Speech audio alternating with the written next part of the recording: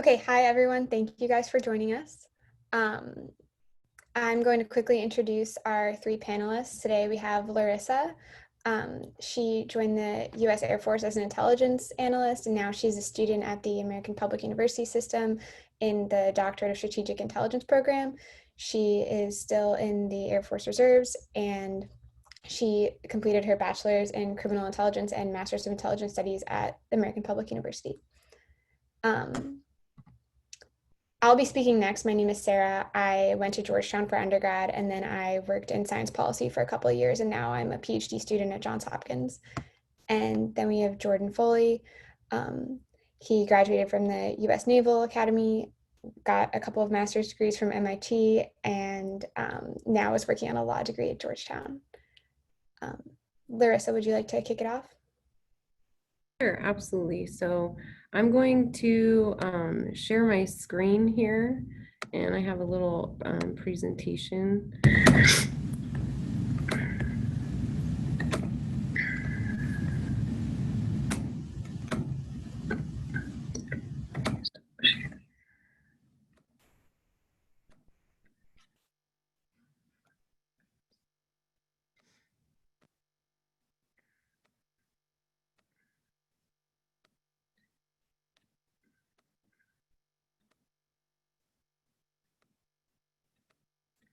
Okay, there we go. Like Sarah said, my name is Larissa Beavers, and I'm enrolled in the Doctorate of Strategic Intelligence Studies program there at American Military University. I'm also a senior curriculum developer and instructor for undergraduate space training at Vandenberg Air Force Base at the Space Training School here. And so I'm going to talk today about national space policy, and it's an international comparison of policy and the gray area. So this research kind of talks about the United States space policy, goes into the China space dream, and it also talks about India's foundational space strategy that they came up with. So the goal of this particular research was to identify themes throughout these various space policies, utilizing a comparative analysis approach to expose the different vulnerabilities that are currently in space policy that can ultimately affect strategy and space operations. So as I went through this research, my research question was, to what degree might nations such as the United States, China, and India lose their competitive edge in space if they ignore gray zone tactics prior to examining their actual national space policy? So before we get into some of the initial findings, I want to talk about the definition of gray zone activity. And so Dalton there describes it as sharp power, political warfare, influence, and modern deterrence. The best definition and the definition I primarily utilized for this research was one that was given by the RAND Corporation in gaining competitive advantage in the gray zone. And that speaks to an operational space between peace and war, involving coercive actions to change the status quo below a threshold that in most cases would prompt a conventional military response. And the idea there would be to blur the lines between military and non-military actions and the attribution for events.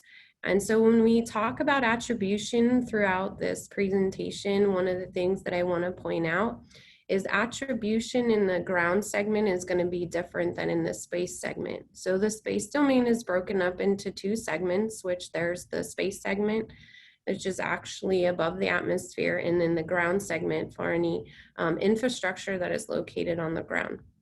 When we talk about attribution being difficult, this is primarily going to focus on the ground segment. And that can be through disinformation campaigns, cyber attacks, or proxy groups. And the primary goal is to deflect responsibility.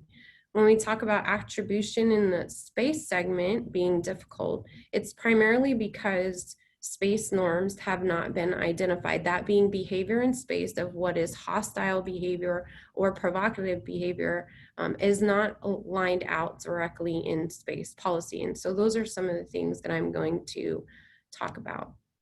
So in the initial findings, I've broken this up into 3 segments, and that is the foundation of space policy, the cooperation agreements that have been established, and how do they implement their strategy based on these different policies. And so overall, when I looked at the US's, the concepts are primarily to promote capitalism and to protect those national interests. Whereas when we look at China, the goal here is to provide and gain regional influence. And we'll see this happening through what's called the Belt and Road Initiative. And a quick synopsis of that is the idea is to build infrastructure through waterways and actual ground infrastructure or cyber infrastructure to increase the economic dependence that other nations have on China. This ties into what's called China's space dream, and there's a great article by Paul Peter from the US China Economic and Security Review Commission, and they break down how the Belt and Road Initiative ties into China's space dream, because the Belt and Road Initiative is essentially a way for China to fund their space program. As we move into India, what was seen as their primary objective is to defend their homeland and enhance socioeconomics, but also protect their national interests. So India has a primary ideology of socioeconomics and making sure they enhance those different homeland, the home fronts. And so the biggest danger for India right now is Pakistan and China. So they're trying to prevent those different gray zone activities from happening. When we look at all 3 of these nations, it's important to understand when we talk about space, freedom in space, the space domain is not guaranteed. So nations have to unite in order to deter aggression in space while enhancing society overall. So when we look at all 3 of these, there are some initial findings of vulnerabilities in all 3 of these where the US fails to actually identify the threshold for unacceptable activity within the space enterprise. Although agreements do exist to promote the peaceful use of outer space, the art of war is very complex, and we can see this as we move into China. Because China employs these gray zone activities as a part of a campaign of creeping expansionism there in the South China Sea. And they have done this through creating artificial islands and a runway that's long enough to support fighter aircraft. And so as we look at this, the broad and ambiguous nature in the gray zone does compel nations to actually define it based on the threat environment. So that's kind of what we'll be looking at. When we go into strategy, it's no longer the United States versus the Soviet Union. National space policies actually have to consider the growing number of spacefaring nations and the challenges of those gray zone activities, which allow for more ambiguous and less destructive operations. So these were the things that I primarily considered in the initial findings and then further examined. So as I looked at the summary of findings, what I found in comparison, all 3 nations were utilizing some form of a framework and of space policy to protect those national interests, but they don't incorporate what is the challenge and how is it going to expose those different vulnerabilities in their respective space policies or initiatives that they have laid out. So when we look at the US, they have implemented a national space policy, but the policy again fails to identify the competing challenges of gray zone. China has no official released policy and fails to identify how utilizing gray zone tactics could potentially expose vulnerabilities in their ability to gain regional influence. India has made a foundational space policy, but it's primarily to enhance socioeconomics to eradicate poverty. So we can see that space policy does play an integral role in maintaining, sustaining, and expanding as a nation into the space enterprise. All three of these nations have different strategic objectives, but they all will face the challenge of the gray zone. So as the US protects and defends national security infrastructure in the space enterprise, it has to consider how it's going to strategically maneuver around gray zone activities. As China continues to employ gray zone activities to achieve regional dominance, they have to look at how does that mapped out plan of the Belt and Road Initiative, which is very ambitious, how is that going to influence regions? India has pointed out that the Belt and Road Initiative has a very high cost for nations who agree to it. And so China has to look at potentially it reducing the amount of influence that they have, because nations will become economically dependent on China and they may not want to do so. And so India's lack of a solid foundation in space policy will reduce the influence that they have in the region, because they primarily did it as a means of necessity because of the threat that they have from China and Pakistan. So policy is important, but creating a strategy to achieve those objectives outlined in the policy is vital. So the US has released a national security space strategy that outlines their goals and strategic approach, but the broad and ambiguous nature of space requires the gray zone to be tackled in a strategy of its own. China has placed high stakes in the Belt and Road Initiative, showcasing their will to gain that regional influence, but they're relying primarily on those gray zone tactics to achieve regional dominance without looking at how those gray zone tactics could potentially be employed against their own strategy.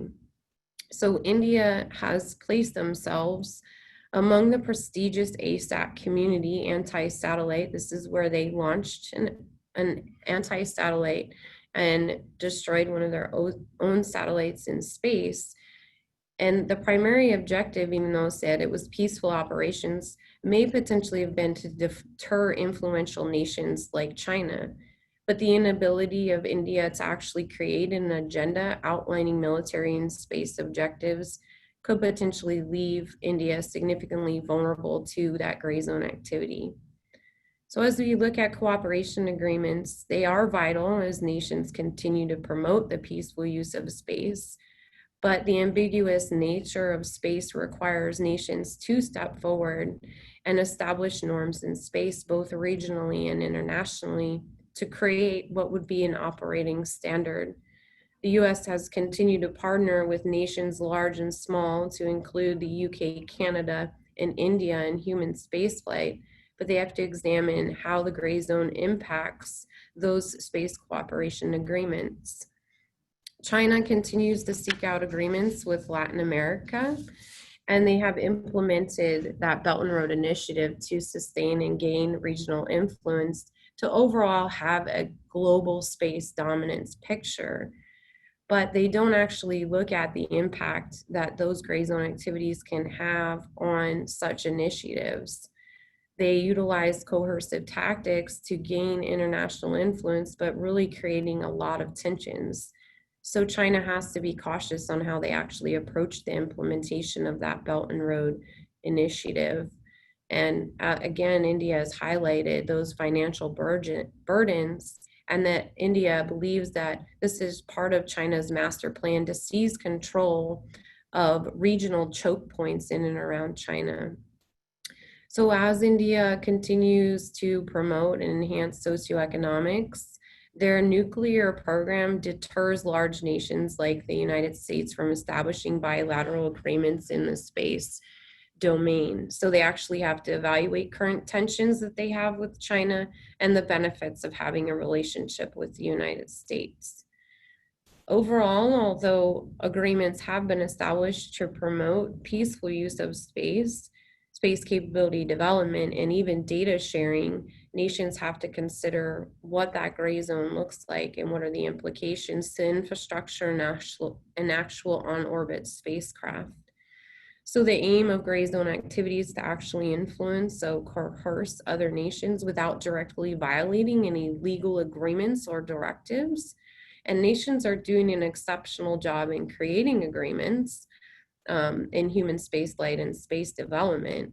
But as these space capabilities continue to progress, acknowledging the gray zone is vital to actually maintaining, sustaining, and promoting the peaceful use of space. So as the international community promotes space domain exploration, research, and development, they have to reflect on these capabilities and the interconnectedness that gray zone activities play in the development of space policy. So this research highlights nations in which the United States, or nations such as the United States, China, and India must seek to enhance or actually create a space policy to tackle gray zone activity.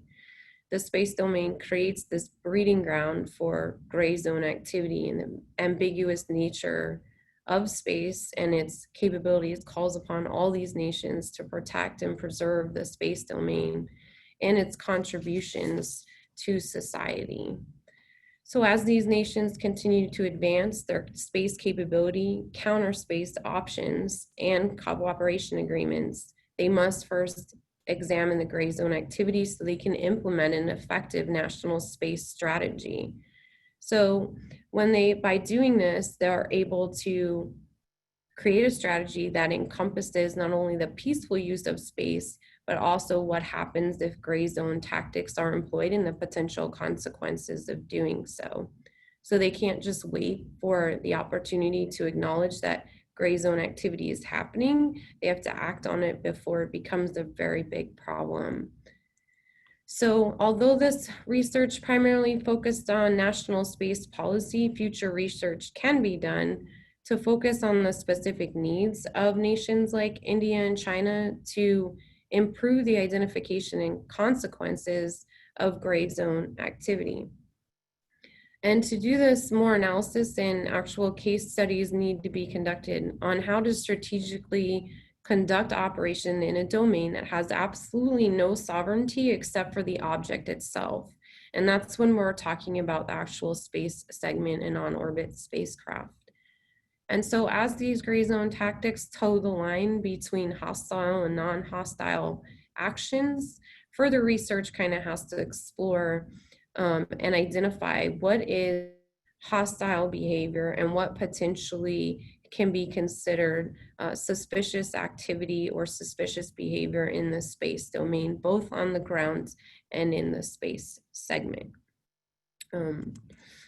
But that's all I had. So if you guys had any questions, I'd be happy to answer them.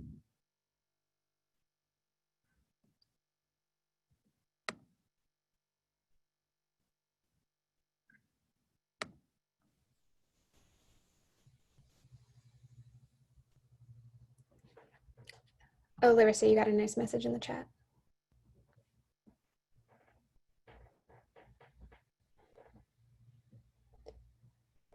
If anyone wants to post questions in the chat, you can send it to all panelists or to all panelists and attendees. And we are monitoring it in case you want to engage on specifics.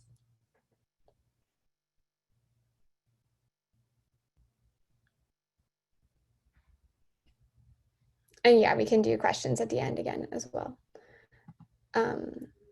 Okay, I guess I will do my quick presentation and then we'll hear from Jordan and then we'll do questions to the panel and panel discussion. Are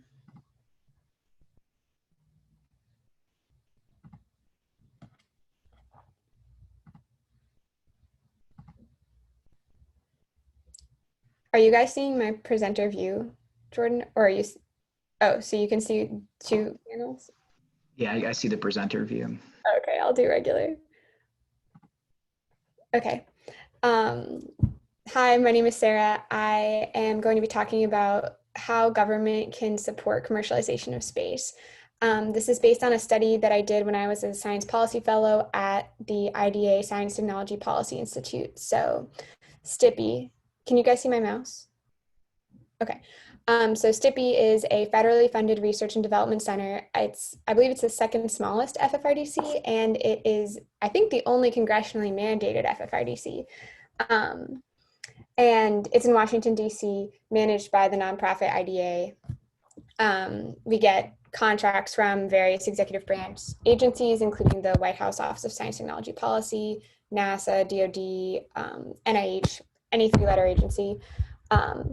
We've done a lot of work there about space. So in case you want to check out the rest of our portfolio, there's a lot in there about commercial space specifically, different threats, including hypersonics, space situational awareness, space traffic management.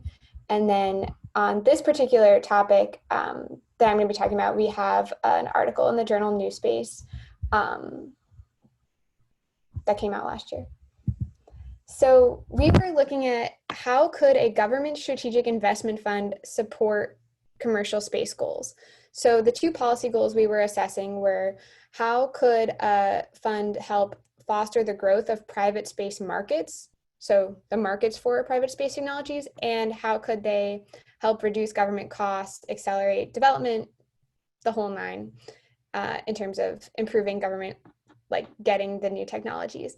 To do this, we had to check into what is a government strategic investment fund. So we did a literature review. We investigated past and current government strategic funds in the US, as well as one in France, one in Australia, one in Luxembourg. Details on all those case studies are in the New Space article, and I'm not going to get into them here, but all that information gave us a lot of lessons learned for what makes these funds useful and how, like, what goals they can be used for. In addition to the lit review, we interviewed over 60 people, a bunch from NASA, some from US and foreign governments outside of NASA, industry, investors, especially investors from strategic investment funds in the private sector, not government funded, and then folks from companies. A government strategic investment fund is like a regular investment fund in that it's equity taking, but it will either be government backed or government operated. So in any case, it's government money that's being invested directly in companies. In some cases, it's actively managed by government employees, and in other cases, that money is like allocated to existing funds, but still used for government purposes. There are a lot of goals that these can address, but the big ones are helping to support technology that is of interest to the government. So a government might use a strategic investment fund to learn more about a specific technology area, especially to keep track of emerging tech. And then these people in successful strategic investment funds, they employ folks who are experts in the technology, so they can actually go vet the tech before the government has to engage in investing. The major benchmark for success of an investment is whether the government on the far side actually uses the technology in which they invested. But of course, they still want the company to be successful, just because if the company goes under, obviously it's much harder for the government to get the technology. So in that regard, they try to invest alongside private investors to both, I guess, manage the mission of the company and not like be too burdensome, not make it too government focused, as well as to make sure that the company gets additional funding. These are usually like 4 to 7 year investment timelines, and the government tries to always be the minority investor. Past US funds, I talked about this, but the big one is that they try to facilitate the development of technology specific for government needs. So for example, In-Q-Tel currently receives money from intelligence community stakeholders, and then Red Planet Capital in the past was for NASA. So at In-Q-Tel specifically, they have a whole shop of folks who are the In-Q-Tel Interface Center, and that helps go between what is the government sponsor's need and the technology people vetting the technology from the company to make sure that they're addressing the same issue and that the technology will be actually useful. There's a lot of interesting funding options within this, like if the government wants the company to do some additional security or something like that, they can give them additional grants beyond the initial equity investment to make the product like specific for the government needs. But in general, they only want to invest in companies that will be commercially successful, independent. We've talked about that already.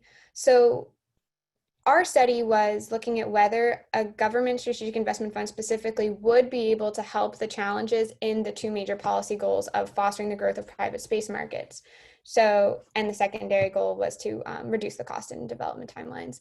So we found that the challenges primarily were that there's a lack of commonality between government and private markets. So government demand is not one circle of the Venn diagram of private demand, and then that there's insufficient and unproven demand for products and services for a lot of these topics. Another big one was that there's not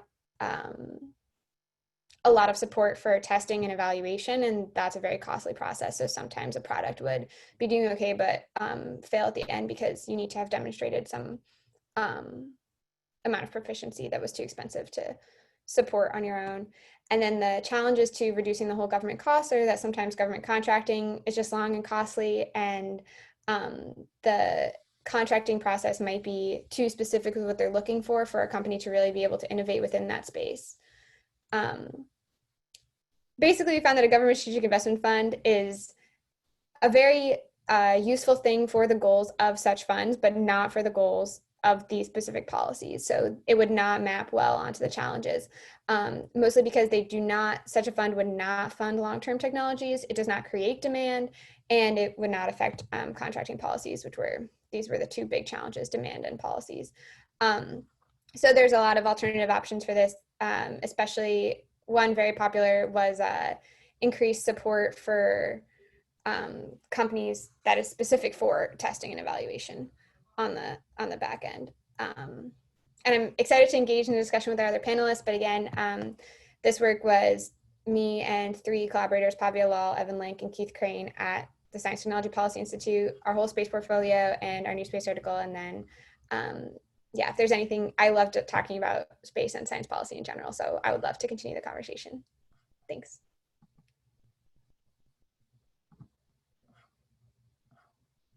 Oh, Larissa, you got a question. Do you want to go ahead and answer it in words? Are we looking at, sorry, I answered to, Graham.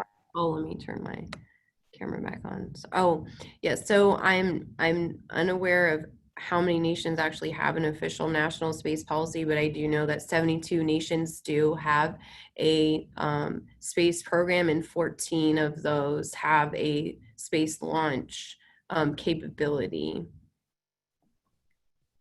Awesome.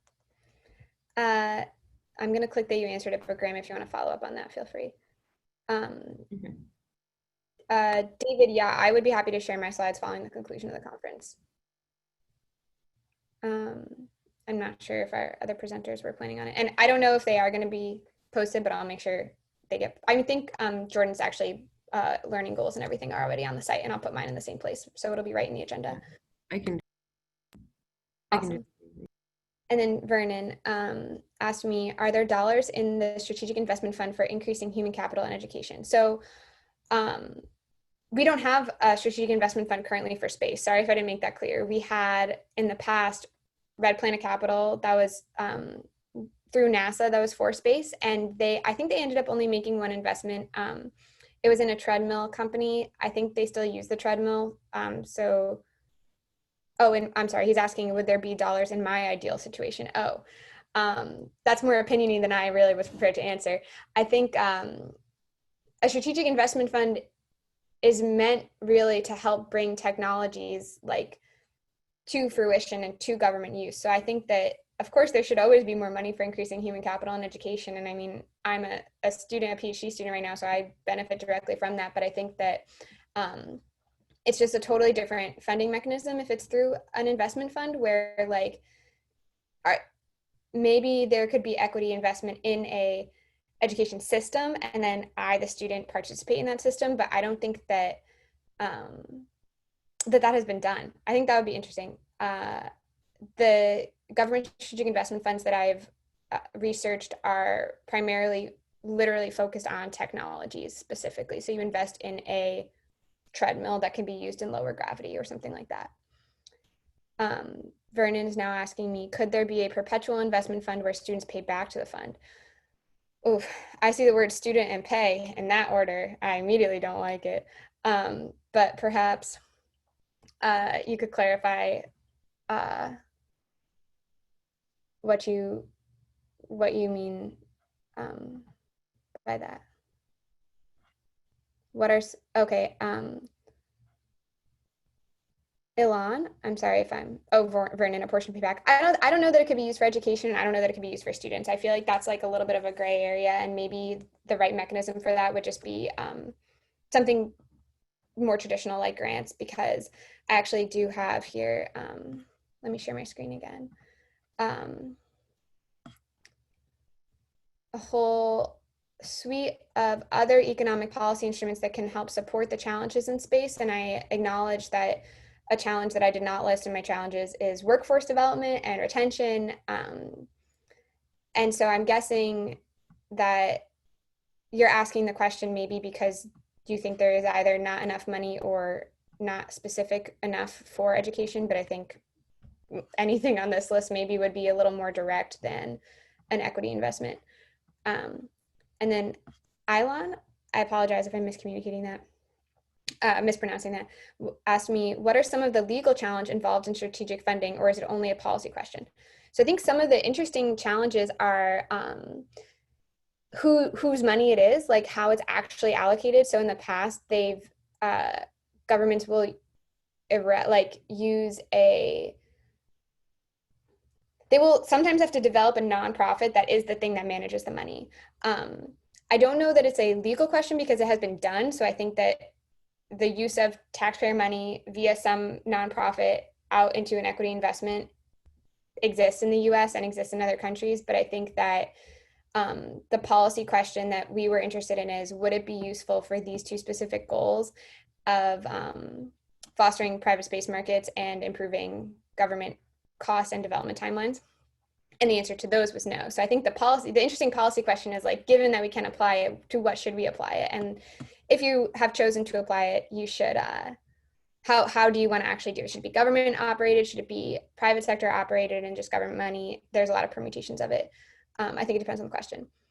David Engelman asked me, could international partnership bridge the gap between strategic investment funds? So like a strategic investment fund in the US partnering with one in another country, maybe for similar technology? David?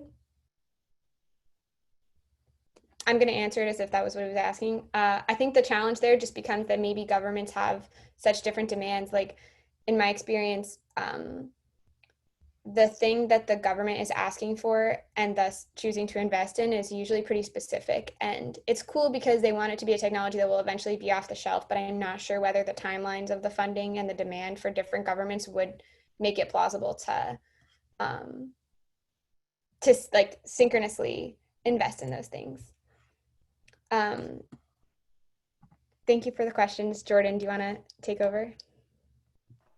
Yeah, thanks so much, Sarah. And thanks for everyone for coming out during your lunch hour to watch this. So I'll get started. Just a quick introduction. So I'm an active duty Navy lieutenant. So these views are my own and they don't necessarily reflect that of the United States government or the United States Navy.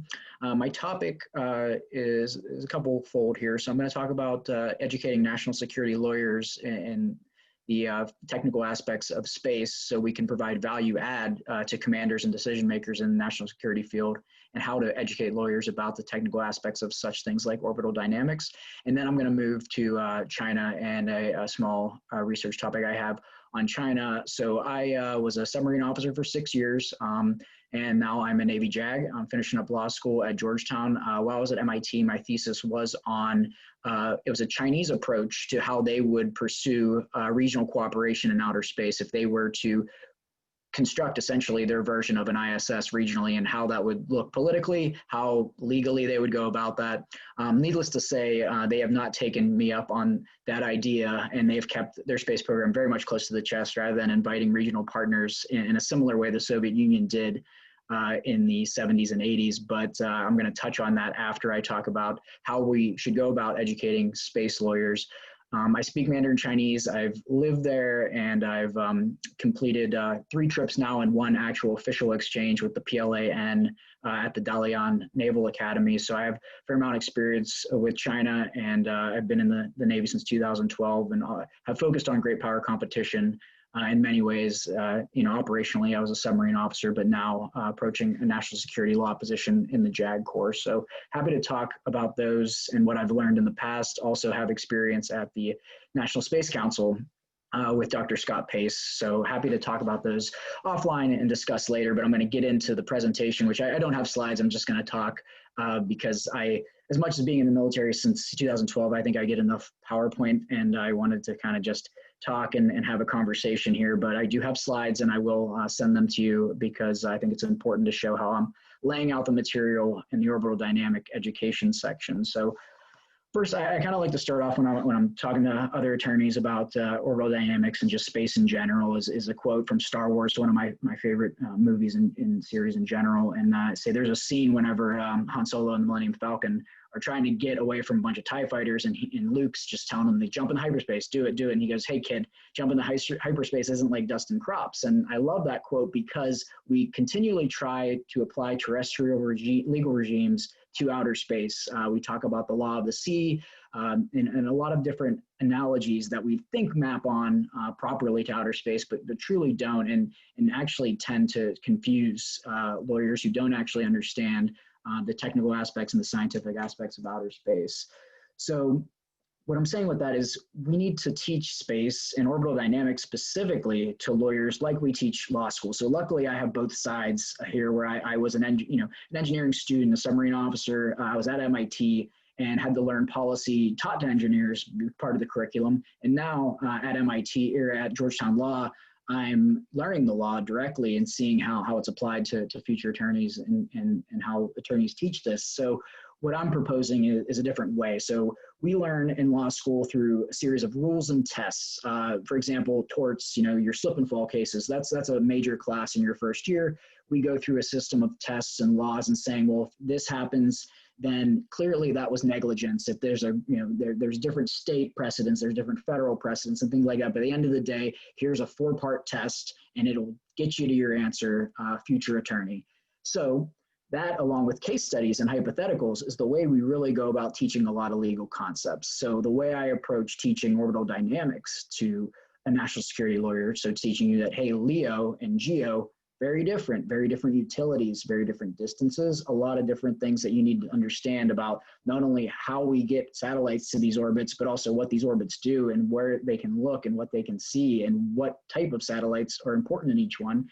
Teaching them that is important to go about this rules, tests, case studies, hypo way. So what I do is, yeah, I will look at broach Kepler's laws and some Newtonian physics and just say that these exist. But really the way I break it down is saying that, here are the orbits. Here's LEO, GEO, MEO, and HEO. And we talk about the 4 of them, but we also talk about, say you want to have a spy satellite that is looking over one portion of the globe at all times. What type of orbit would you want? So make the Socratic method, you make them apply and understand what you taught them about a geosynchronous type orbit, or maybe you have this amount of money to launch and this capability, how many LEO satellites would you need for this type of coverage? So we apply those hypothetically like that, but I found that case studies like the Cosmos Iridium collision that some of you might have read into or very aware of about, over 10 years ago. 10 years ago now, I will apply that and say, all right, now let's look at this from a scientific aspect. How did this happen? What are the chances of this happening? What were the impacts of the space debris that went into orbit in LEO? But also, let's look at liability convention. Let's look at things that are part of our terrestrial legal regime that we apply to space and see who would be liable for this. Where was the launching state? What is the launching state?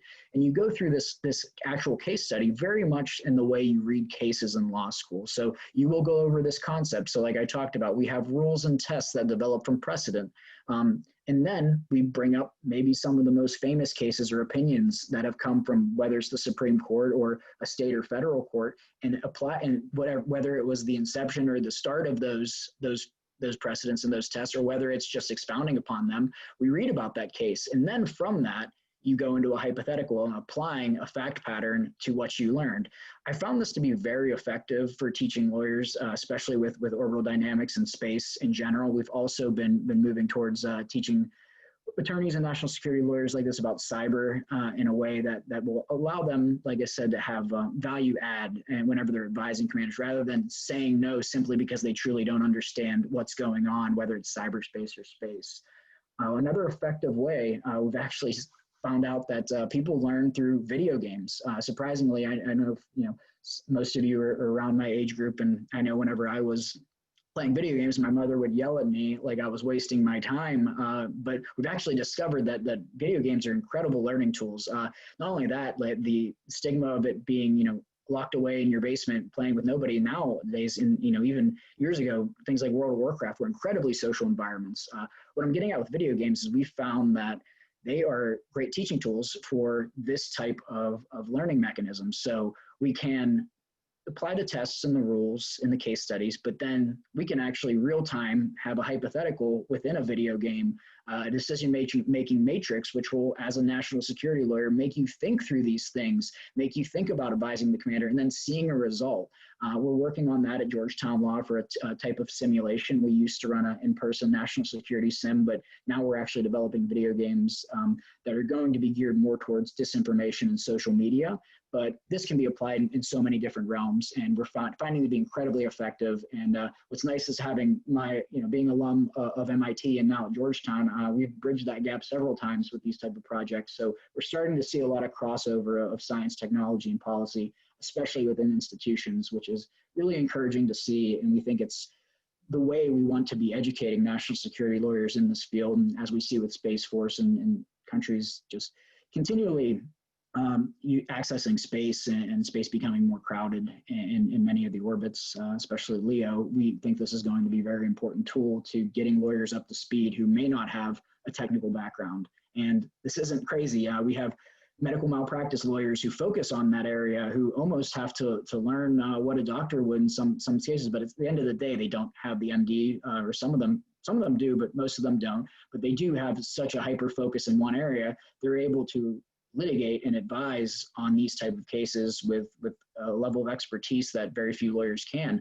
If we want to have space lawyers who focus just on that, that's absolutely a possibility, and we have them. But if we want to be able to get lawyers like Navy JAGs who have rotational billets, 3 years here and 3 years there, I think getting people up to speed and national security lawyers up to speed quickly to advise commanders is important. So this is the teaching method that I'm proposing and trying to put forward in my paper. Moving to the China section of my discussion here. So I think this is important because when I'm teaching my week-long course in orbital dynamics for national security lawyers, we end with a simulation where it is a hypothetical and it deals with China. In our hypothetical, we have another Taiwan Strait crisis. So in this, with the lead up, Taiwan and China have been seeing increasing tension. At this point, we send a carrier strike group like we have in the past to the Taiwan Strait.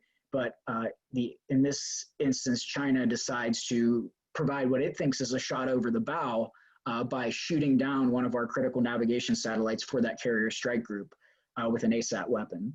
At that point, clearly America sees that as an act of war, and that's where the Chinese would presumably think that maybe that since it was clearly a military target and no expenditure of human life, that maybe it was supposed to be a shot over the bow.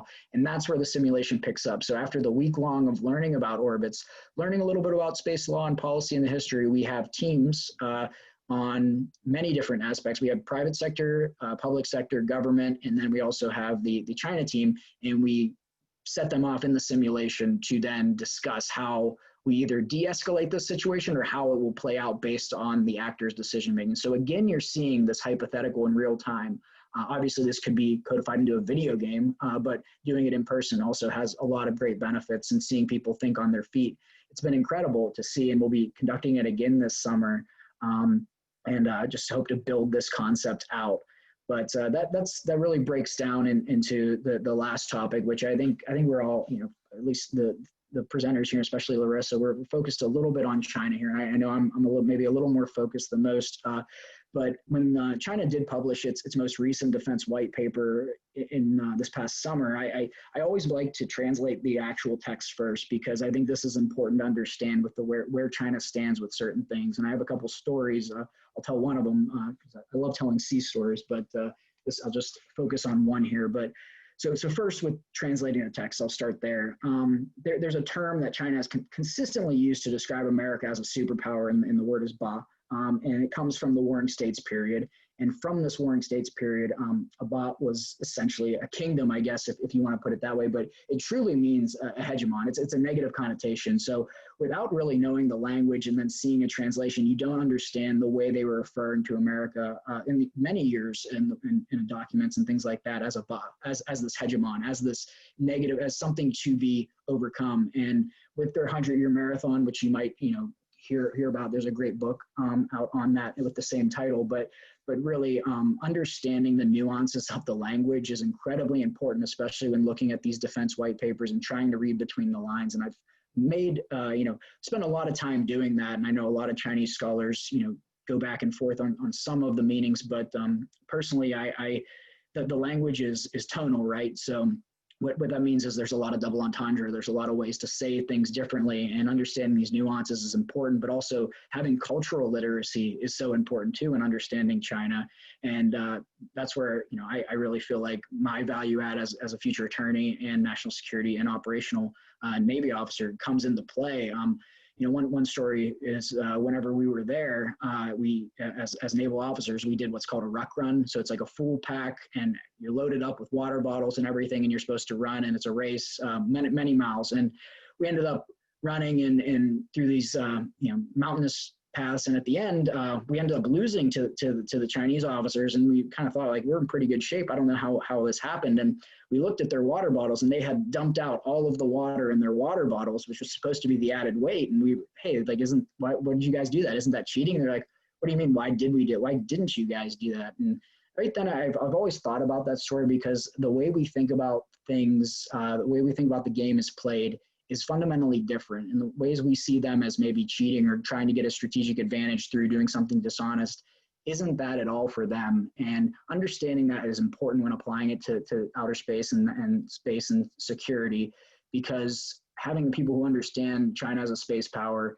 and understand what we can and can't do in outer space, that's where the national security lawyer really comes into play. And that's where that regional expert comes into play. So my whole thing, the takeaway that I'm trying to push for my presentation here is national security lawyers need to have expertise in more than just the law.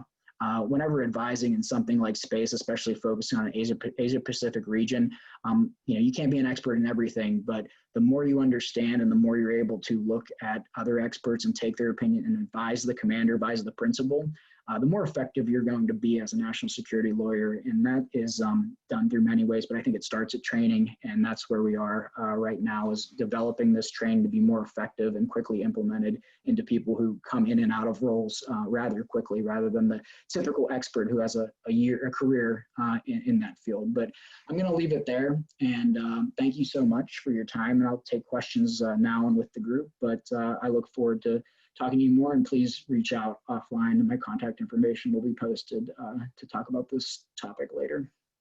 Thank you. Jordan, you've gotten a couple of Q&A questions if you want to just answer them.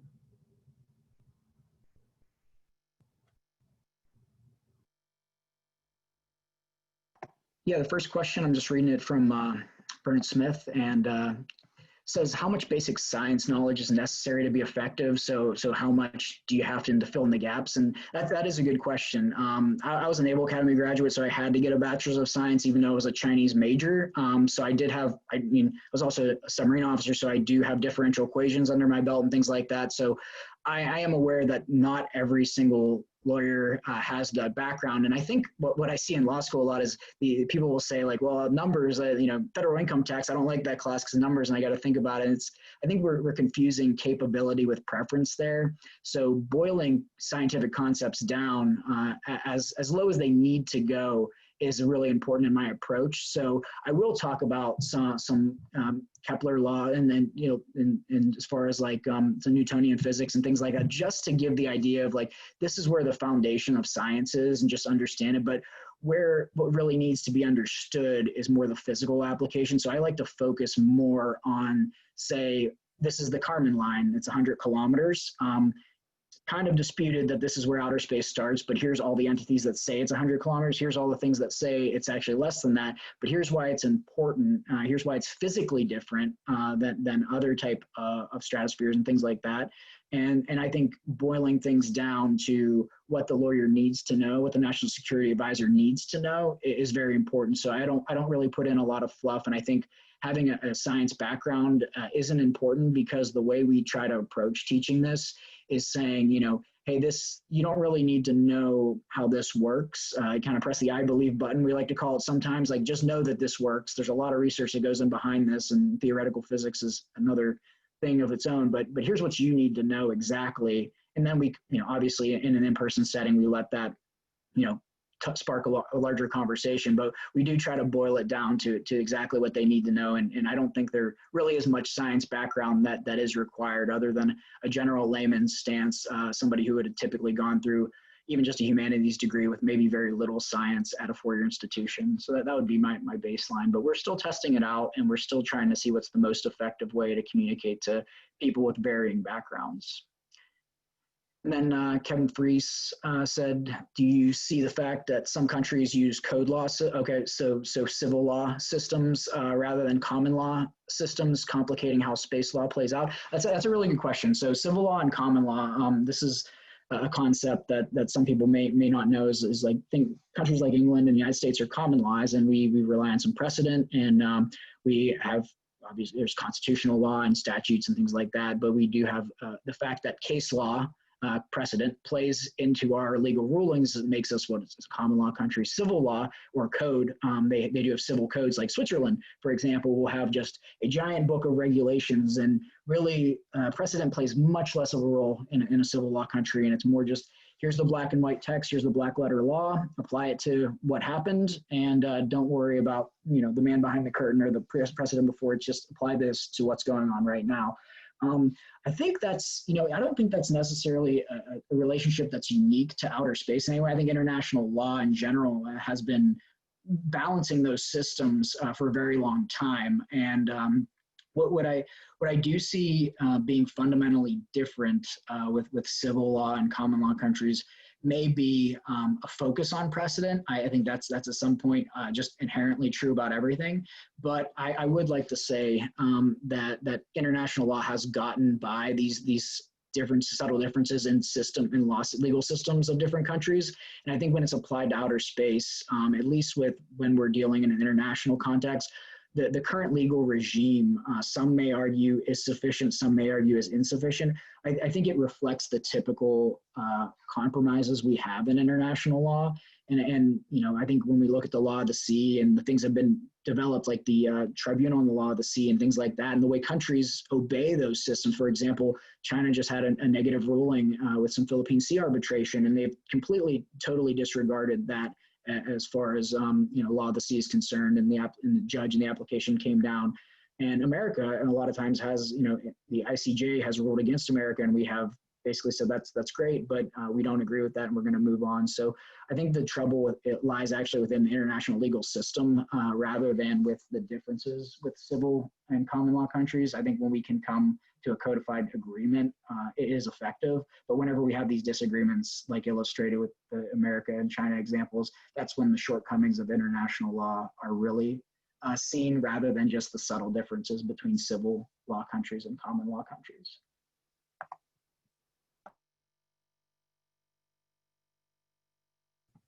Okay, Jordan and Larissa, I don't see any other questions. So audience, if you guys want, I think we're here till 1:10, right? So we've got 14 more minutes or so, if anyone wants to ask more questions. Or we can discuss amongst ourselves, you guys, if you have ideas.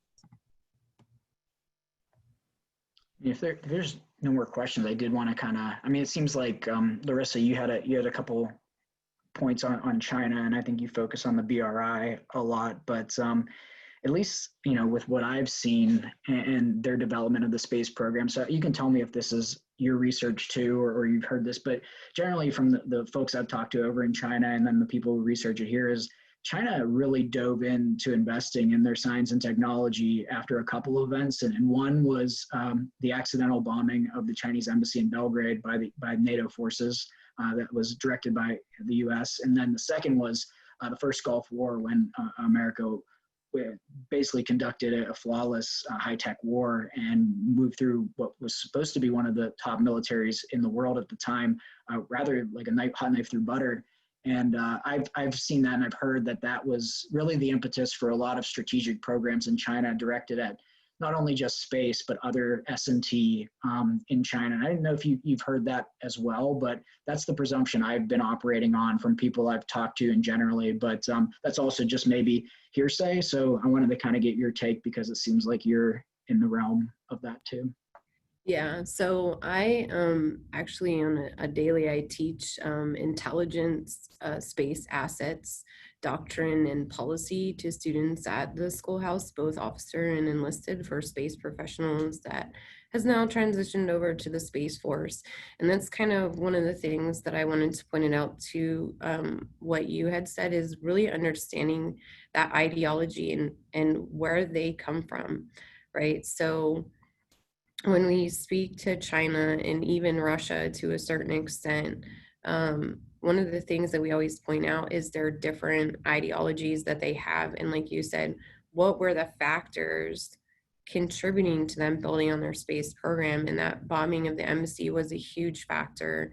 And then it was also the Gulf War kind of transition China into looking into the space program. Another aspect, though, as we look at China's overall history, they like to lay out a very elaborate plan over a very long period of time. So they're on their 5th 25-year plan, I believe it is.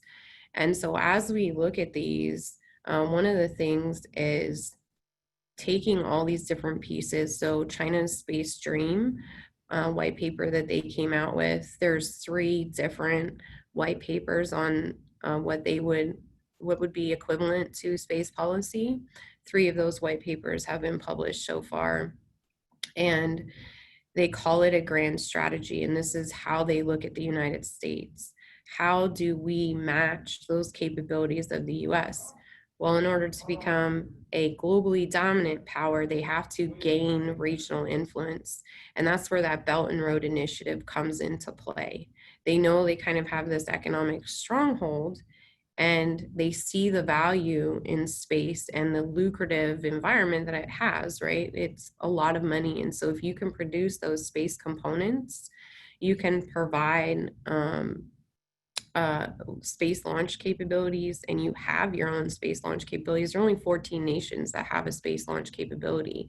Even though there's 72 nations that have a space program, only 14 of those have a space launch capability. So when you look at it from that perspective, you can now gain more influence in a region and even globally, right? So to your point, as China's looking at the different pieces of the past in order to match that capability of the United States. The problem is they didn't come into the space race until later on, right? When the US and the former Soviet Union came into this back in the 60s, China kind of laid low, saw what was happening in the space enterprise, and now we see the development of counter space technologies.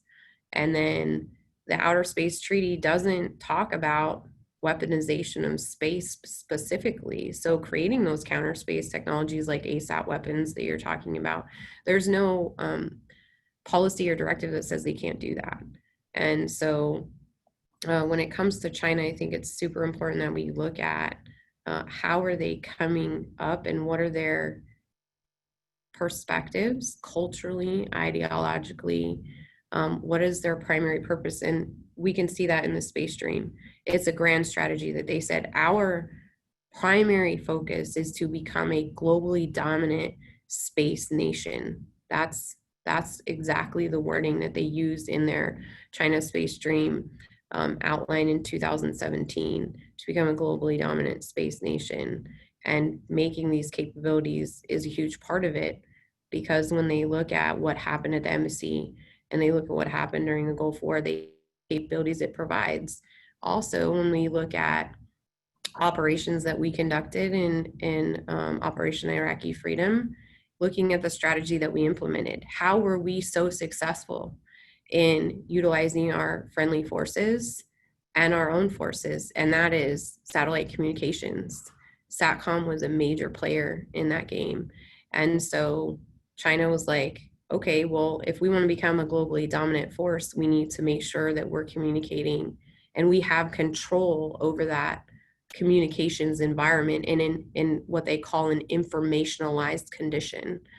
And so I think that's a huge factor. They see the benefit of space and our reliance on space. Everything we do is connected to the space environment. Yeah, that's a really good point.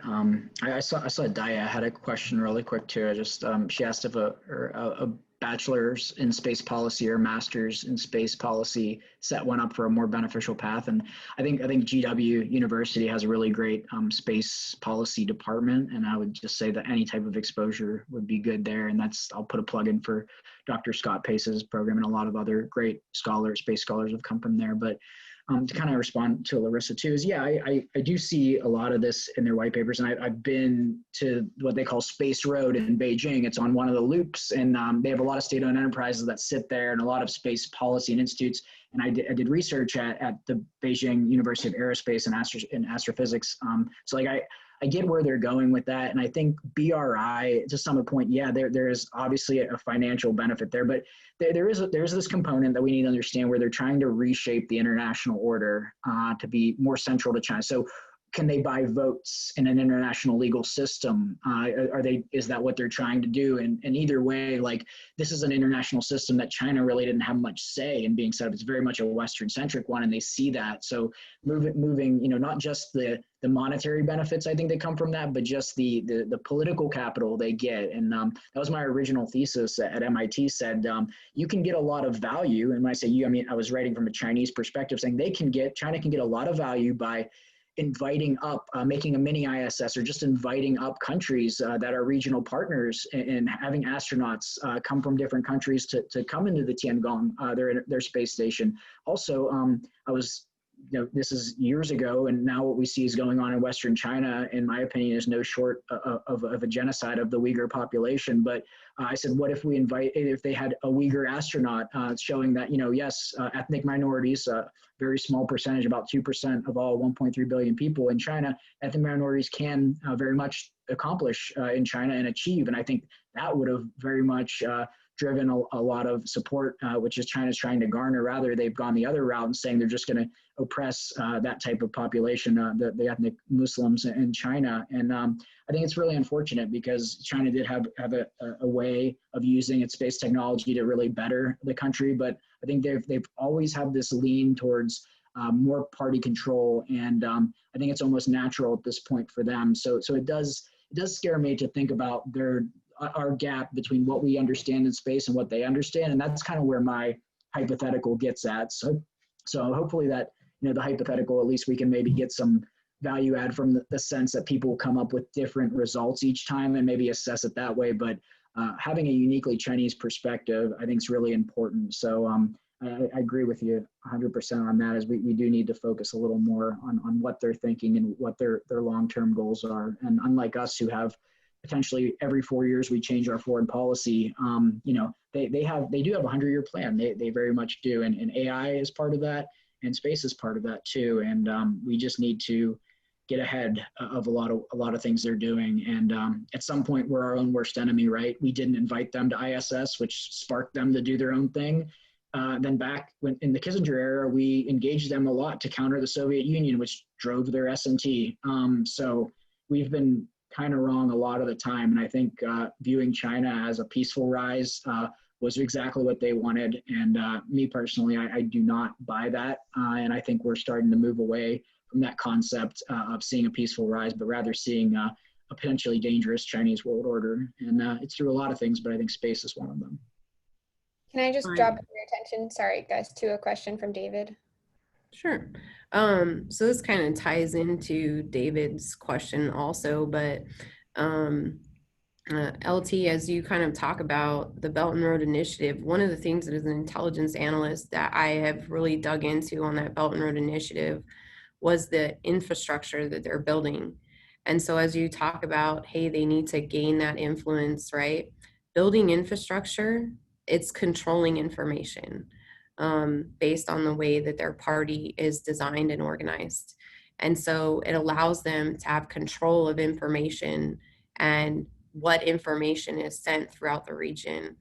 And so when we shift this back over to China's reliance on satellite communications, we're going to inherently see, as keeping this at the unclassified level, we're going to see an inherent rise in space launch capabilities. And from an academic standpoint, and as an intelligence professional, when you increase that reliance on space assets, you also increase the reliance on satellite communications.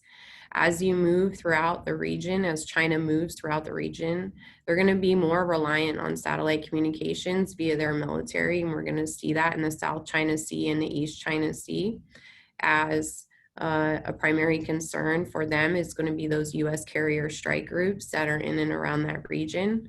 And so in order to control the information environment and deter the United States, we're going to see a to that satellite communications. If you can deter from a purely signals intelligence, that's my primary background. I'm a signals intelligence analyst. If you look at it from a signals perspective, if you can control that signal, that communication that's happening, you potentially can deter the movement or deployment of forces. So yes, I think we're going to see a huge shift over the next 25 years in their reliance on space assets. That includes ISR, intelligence, surveillance, and reconnaissance assets. And we're also going to see inherently that's going to increase their reliance on that satellite communications as they spread throughout the region. Awesome. Okay, so we've got 1 minute left. I want to flag for both of you speakers that we've gotten a few questions and comments in the app on our session. So I'll try to answer the ones that I can, but a lot of them are not my expertise. Are we okay wrapping up? Okay, thank you so much everyone for coming. It was really great to hear your questions, and it was great to meet both of you guys. Thank you so much for taking the time.